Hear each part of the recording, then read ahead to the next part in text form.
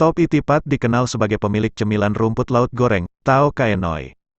Kerja keras tak akan pernah mengkhianati hasil, hal itulah yang sudah dibuktikan oleh Top Itipat. Top merupakan seorang miliuner muda asal Thailand seperti halnya Mark Zuckerberg yang mempunyai semangat pantang menyerah dalam menghadapi kegagalan. Top Itipat sangat sukses dalam mengembangkan usahanya yaitu Tao Kae Noi atau cemilan rumput laut goreng. Bernama lengkap Top Itipat Kulapongfani atau Top Itipat, ia dilahirkan pada tahun 1984 di Thailand. Ia terlahir dari keluarga yang berkecukupan dan biasa saja dan tidak terlalu memikirkan masa depan. Tidak ada yang begitu spesial dalam dirinya sampai Tuhan benar-benar mengujinya. Seperti kebanyakan pemuda seumurannya, Top mengalami kecanduan game online saat dia berumur 16 tahun pada tahun 2004 di saat masih bersekolah di SMA dan membuatnya menelantarkan sekolahnya. Kaya dari bermain game. Bukan satu hal yang baik tentu saja tapi perkenalan dunia bisnis justru dimulai dari sini. Menghasilkan banyak uang dari game tersebut dari penjualan senjata-senjata di game tersebut.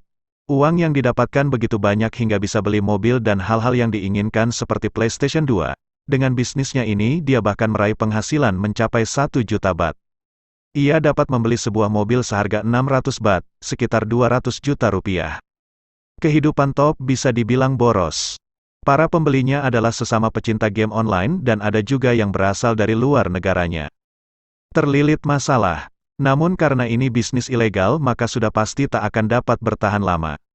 Rekening game online-nya diblokir karena diketahui melakukan transaksi jual beli. Di sisi lain orang tuanya sedang mengalami masalah finansial dan terlilit hutang sangat banyak namun masih berusaha untuk membiayai biaya Top kuliah tetapi ia menolak. Akhirnya dia bisa kuliah tapi dengan mencuri jimat milik ayahnya dan digadaikan.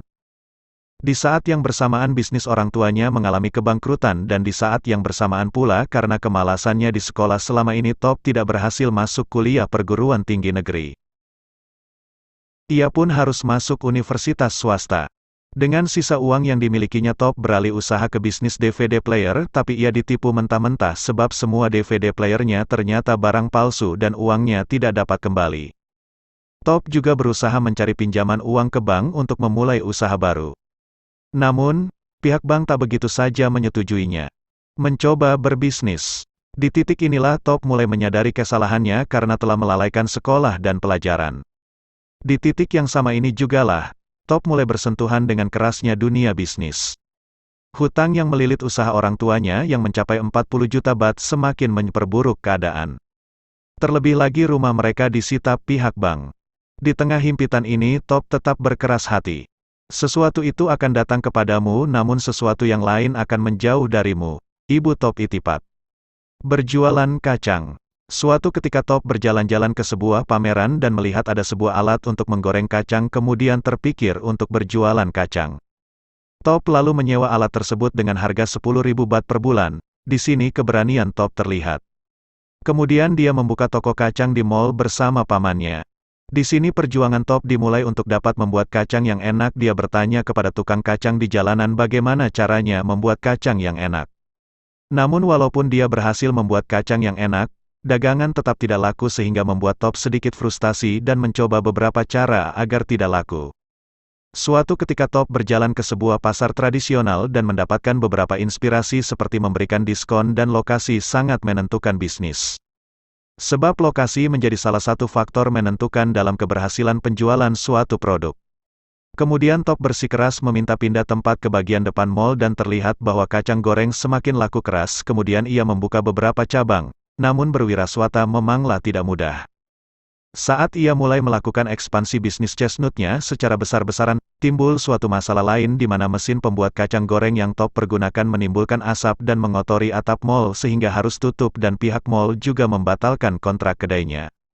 Berbisnis rumput laut goreng. Di titik ini Top hampir putus asa. Orang tuanya pun memutuskan untuk pergi ke China. Top tetap berkeras untuk bertahan di Thailand dan melanjutkan usahanya. Dari bisnis jual kacang, Top beralih haluan untuk berbisnis rumput laut goreng. Makanan cemilan yang kekasihnya berikan. Setelah itu dia mendapatkan inspirasi untuk membuat rumput laut goreng. Ia pun membeli beberapa rumput laut namun basi dalam waktu 1 minggu. Ini membuatnya bertanya-tanya dan mendatangi profesor di bidang pangan untuk menyelesaikan masalah ini.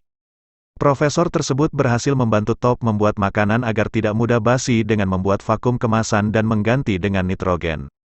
Kegagalan demi kegagalan. Kemudian tantangan berikutnya adalah Top tidak bisa membuat rumput laut yang enak karena setelah digoreng rasanya pahit. Dia dan pamannya menghabiskan lebih dari 100.000 baht, 28 juta, untuk uji coba rumput laut tapi gagal, sampai semua rumput lautnya habis. Dalam tekanan yang begitu hebat, Top berusaha mencari tahu tentang berbagai strategi penjualan. Ia bahkan rela belajar langsung dari pasar dengan bertanya-tanya ke para pedagang. Inspirasi datang ketika ia berbelanja di salah satu minimarket, 7-Eleven.